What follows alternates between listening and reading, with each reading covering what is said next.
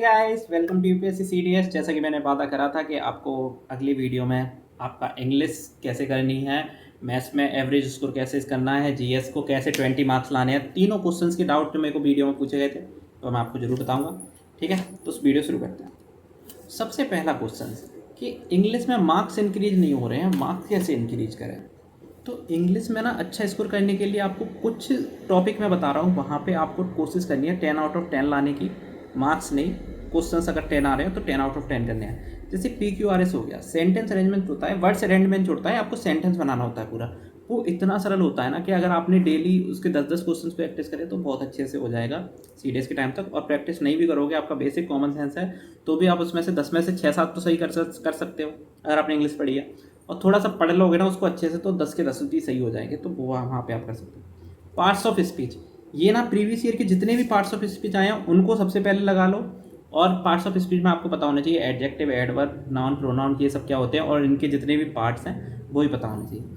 ये करने के लिए आप देखो, मैंने वीडियो ढूंढी है कि बहुत कम टीचर हैं जो यूट्यूब पे बता रहे हैं ये पार्ट्स ऑफ स्पीच क्या है, ये सब क्या है, फलाना ढिकाना।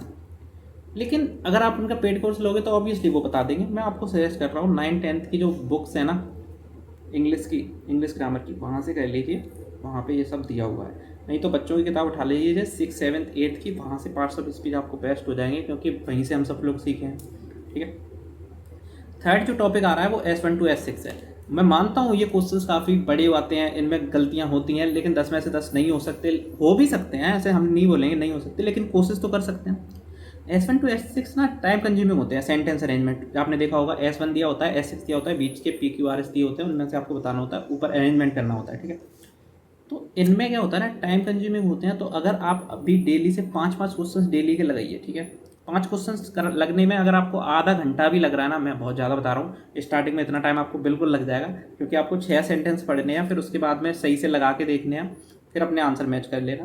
तो अगर आपको इतना टाइम भी लग रहा है ना तो भी करिए, और इनको अभी करते जाइए करते जाइए करते जाइए। लास्ट में आते हुए 5 क्वेश्चन आप 10 मिनट में, 5 मिनट में करने की कोशिश करिए। और एट लास्ट अगर आपके 10 क्वेश्चन 15 मिनट में हो रहे ना, मैं बोल रहा हूँ आपकी स्पीड सही आ रही है। ठीक है, फोर्थ टॉपिक जो है वो है पैसेजेस। पैसेजेस क्या है ना कि सीडीएस लेवल के अलग ही लेवल के आते हैं। अगर आप एसएससी प्रीलिम्स के लेवल का उठा के करने लग जाओगे तो फ़ायदा होगा नहीं। पैसेजेस करने के लिए मैं आपको बताता हूँ, सबसे पहले पैसेजेस में महारत कैसे हासिल कर सकता है। मेरे को बहुत ज़्यादा नहीं है लेकिन मैं आपको सजेस्ट कर रहा हूँ। पैसेजेस अगर आप सीडीएस लेवल के या फिर बैंक पीओ लेवल का डायरेक्ट करने लग जाएंगे तो आप बिल्कुल नहीं कर पाएंगे। ठीक है, लेकिन आप सबसे पहले ना एसएससी सीएच अगर आप अपना लेवल चेक करिए। ठीक है, तो सबसे पहले पैसेजेस ना आप CHSL लेवल के करिए। CHSL लेवल के सबसे इजी पैसेज है, वहाँ पे आप तुरंत कर सकते हैं। ये कहाँ से करोगे, टेक्स्ट बुक ऐप से डाउनलोड कर लो यार, वहाँ से सब्सक्रिप्शन ले लो और करते रहा करो। ठीक है, या फिर बुक्स ले आओ। CGL के करके देखिए, वो भी ईजी है। उसके बाद में आप CDS पे आ जाइए, वो सही रहेंगे। आप SBI मतलब क्लर्क लेवल तक के भी कर सकते हैं बैंकिंग में, अगर आपकी बुक्स में दिए हुए हैं। ये क्लर्क लेवल का और CDS लेवल का मैं मानता हूँ एकदम इक्वल आता है पैसेज। ठीक है, क्योंकि क्लर्क लेवल में भी इतने बड़े बड़े पैसेज होते हैं और फिर उनको क्वेश्चंस पूछे जाते हैं। ठीक है, सेम उसमें ही सीडीएस में भी बोल सकते हैं। उसके बाद में जो वोकैब वाला पार्ट है ना, एंटोनिम्स, सिनोनिम्स, इडियम्स, ये आप अभी कितना भी प्रैक्टिस कर लीजिए और फिर मॉक में आपको डिपेंड नहीं करता, मॉक में पता नहीं चल रहा कि ये क्वेश्चंस मैच कर रहे हैं। मान लीजिए अभी आप एंटोनिम्स, सिनोनिम्स और इडियम्स जो है मॉक में नहीं लगा पा रहे हैं और बाई चांस आपने वहाँ पे एग्जाम में जाके वो आ गए जो आपने लगा रखे हैं। ठीक है, तो आपके मार्क्स ऑब्वियसली बढ़ जाएंगे। ठीक है, तो इनकी जैसे रट्टा मारते हैं, आप रट्टा मारते रहिए। इनके लिए मेरे पास कोई सजेशन नहीं है, तो गैप का जहाँ से भी आप पढ़ रहे हैं वो पढ़ते जाइए। मैं ब्लैक बुक सजेस्ट करने वाला नहीं है। ठीक है, प्रिपोजिशन टॉपिक जो है ना, वहाँ से फिल इन द ब्लैंक्स बहुत ज़्यादा आती हैं। ठीक है, सीडीएस में उस टॉपिक को ना बहुत अच्छे से करिए, बहुत अच्छे से। ठीक है, और कुछ जो नए टॉपिक्स आ रहे हैं ना उनको इग्नोर करिए। मतलब ऐसे मत सोचिए कि मैं ये भी पढ़ के जाऊँ वो भी पढ़ के जाऊँ। जो प्रीवियस ईयर में आए हो और इसी टाइप के क्वेश्चंस करने की कोशिश करिए। जैसे सेंटेंस कंप्लीशन होता है वो सेंटेंसेस आ रहे हैं, अभी जो है होमोनिम्स आ रही हैं उनको कर लीजिए।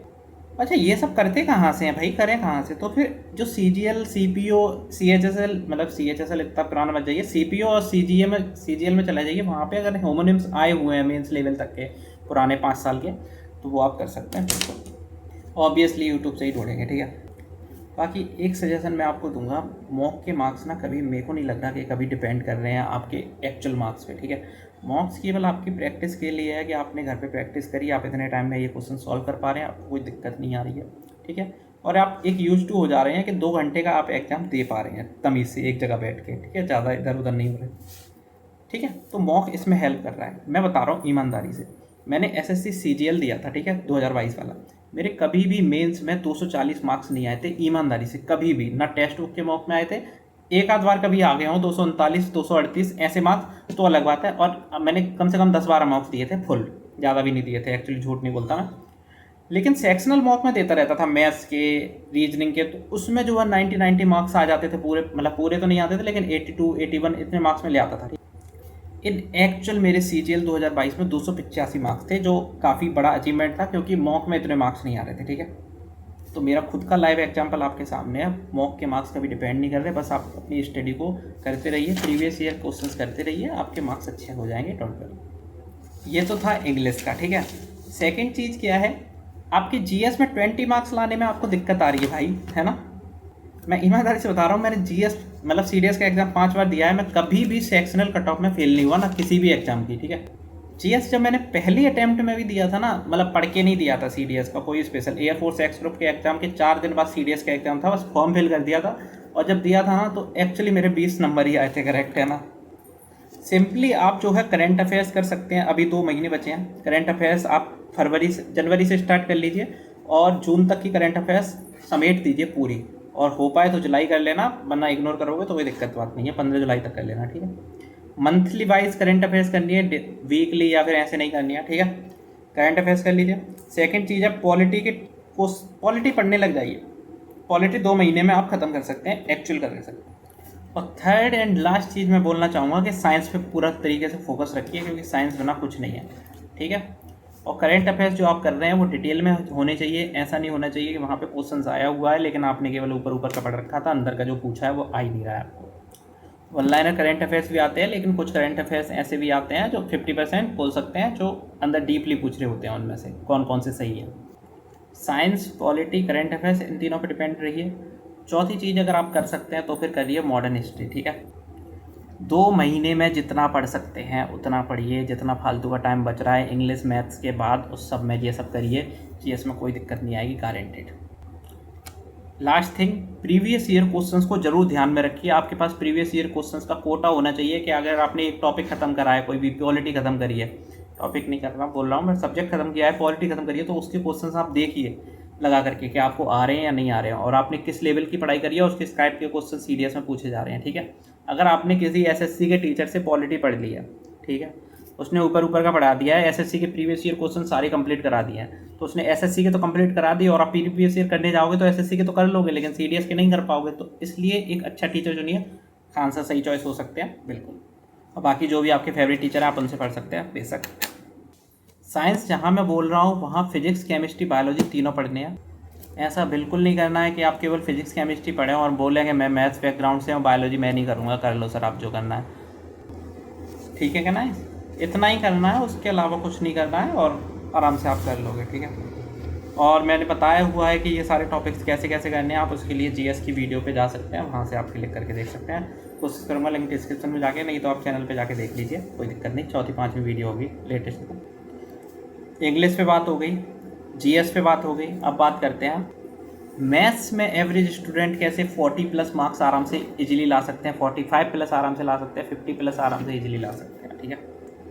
देखो 50 मार्क्स लाने के लिए मैं आपको बता दूं 2 घंटे का पेपर होता है, 100 क्वेश्चंस करने होते हैं, पर क्वेश्चंस का सही करोगे तो 1 मार्क्स मिल जाएगा। 120 मिनट में 100 क्वेश्चंस, अगर आप यहाँ पे 100 क्वेश्चंस करने की सोच रहे हो तो 120 मिनट में आपके लगने वाले हैं, इसलिए। लेकिन अगर आपको 50 मार्क्स ही चाहिए तो आप ऐसे मान के चलिए ना, 120 मिनट में आपको 50 क्वेश्चन करने हैं, यानी कि पर क्वेश्चन आपको 2 मिनट से ज़्यादा मिल रही है, तो यहाँ पर आप टाइम वाली दिक्कत तो बोलिएगी मत। और साथ में ही टाइम वाली अगर आपको दिक्कत आ रही है तो प्लीज़ आप मॉक दे के जाइए ऑनलाइन, ठीक है, क्योंकि मॉक नहीं देंगे तब तक आपको दिक्कत होने वाली है, ठीक है, क्योंकि मिक्स प्रैक्टिस आप करना बहुत ज़्यादा ज़रूरी है। अच्छा, मिक्स प्रैक्टिस करते हैं जब हम, तो क्या करते हैं, पहले मैं आपको टॉपिक बता देता हूँ। 40-50+ मार्क्स करने के लिए आपको क्या टॉपिक करने हैं, वही 5 टॉपिक जो मैं हर बार बताता हूँ एडवांस मैथ्स के, algebra, geometry, trigonometry, mensuration, number system. ये 5 टॉपिक आपके लिए सीडीएस का खेल है, ठीक है। सीडीएस यहीं से पूछता है और कुछ नहीं। उसके अलावा आप जो है 2-4 क्वेश्चन पाई चार्ट वगैरह जो स्टैटिस्टिक्स के आते हैं वो आप करके जाइए, पर वो उतने ज़्यादा ज़रूरी नहीं है जितने कि ये 5 टॉपिक हैं। इन 5 टॉपिक को ख़त्म कर लीजिए जल्द से जल्द, जितनी जल्दी हो सके। अगर आप एक एवरेज स्टूडेंट हैं तो मैं समझता हूँ कि 2-2.5 महीने में इसको आप अच्छे से कर सकते हैं। डेली 3 घंटे मैथ पढ़िए, और ठीक है, और आप, मैं मानता हूँ कि एक टॉपिक को 10 दिन में कर सकते हो। इतना अच्छे से कर सकते हो कि 10 क्वेश्चन अगर सीडीएस के आ रहे हैं तो उसमें से 7 से 8 क्वेश्चन आराम से कर दो उस टॉपिक से, ठीक है। और वो ही हमें चाहिए, ये 5 टॉपिक बताएं, आप पर टॉपिक से 15 क्वेश्चन अगर हमें एवरेज मान लें तो 15 पंजे 75 क्वेश्चन से आप 15 में से 10-10 क्वेश्चन भी करके तो 50-50 क्वेश्चन आराम से हो जाएंगे। बोलने में कितना ईजी लग रहा है ना, लेकिन यही क्वेश्चंस आपको पहले टॉपिक्स पढ़ने पड़ेंगे। वही टॉपिक्स का सारा संपूर्ण ज्ञान होना चाहिए आपके पास में, क्योंकि पता नहीं कहाँ से किस टाइप का क्वेश्चन आ जाए, ठीक है। इन टॉपिक्स में जैसे ही आप 3 टॉपिक खत्म करें, कोई से भी, algebra, geometry, trigonometry, mensuration, number system, इन 5 टॉपिक में से जैसे ही आपने 2-3 टॉपिक खत्म कर लिए ना, वैसे ही time and work, time and distance, इस टाइप के जो अर्थमेटिक के चैप्टर है ना, उनको एक वीडियो में ख़त्म करने की कोशिश करिए। ऐसे डालिए time and work full video, ठीक है। किसी भी टीचर्स की आ जाएगी आपके फेवरेट की, उस टीचर ने अगर एक ही टॉपिक ख़त्म करा दिया वो 3-4 घंटे में, वो मेन सारे टॉपिक करा देगा। मतलब उस टॉपिक से रिलेटेड जितने भी टाइप के क्वेश्चन आते हैं वो सारे करा चुके होंगे। तो वहाँ से आप कह लीजिए बहुत ज़्यादा हेल्प मिल जाएगी अर्थमेटिक करने के लिए, क्योंकि अगर अभी आपके पास टाइम है नहीं तो प्राइम फोकस जो करना है ना वो एडवांस मैथ्स पे करना है। अर्थमेटिक से स्टार्ट करोगे मारे जाओगे सीडीएस में, और कुछ नहीं होगा।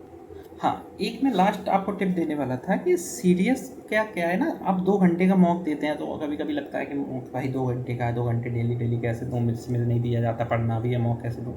तो मॉक देने के लिए सिंपली ये है कि एसएससी सीजीएल के मॉक्स दे दीजिए अगर ये प्री लेवल के।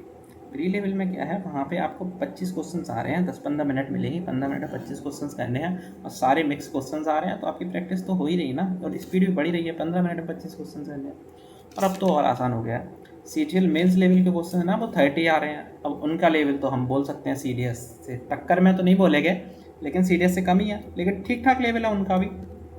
लेकिन मैंने जो आपको 5 टॉपिक बताया उनको पढ़ने के बाद तो आपको दिक्कत होगी, क्योंकि सीजीएल में तो अर्थमेटिक के क्वेश्चंस भी आ रहे हैं, एडवांस के भी आ रहे हैं। तो आप जब जज करा करिए ना तो अपने एडवांस मैथ्स को जज करा करिए कि वो क्वेश्चंस ना छूटे कम से कम। और अर्थमेटिक को मैंने कम टाइम में करने का तरीका भी बता दिया, वहीं से कर सकते हो, वही बेस्ट है कम टाइम में करने के लिए। अगर आपको ज़्यादा टाइम है फिर आप जो है पर्टिकुलर टॉपिक वाइज आराम से अच्छे से समेट के नोट्स बना के वो करना ज़्यादा बेस्ट रहता है, ठीक है। ट्रिग्नोमेट्री में मिनिमम वैल्यू मैक्सिमम वैल्यू आपको आनी चाहिए, क्योंकि सीडीएस में क्वेश्चन वहाँ से आता ही आता है। तो आई होप मैंने आपके सारे डाउट्स क्लियर कर दिए होंगे। बाकी के आपके जो डाउट्स हैं वो कमेंट सेक्शन में बिल्कुल पूछिए, बेझिझक होकर पूछिए, मैं इतना फ्री हूँ कि आपको बता सकूँ, आंसर कर सकूँ, ठीक है। वीडियो पसंद आई तो वीडियो को लाइक कर सकते हैं, चैनल को सब्सक्राइब कर सकते हैं। जय हिंद, जय भारत। बस इस बार ना आप अपना 100% दे दीजिए और एग्जाम क्लियर कर लीजिए, जॉब ले लीजिए, मज़ा आ जाएगा। By God.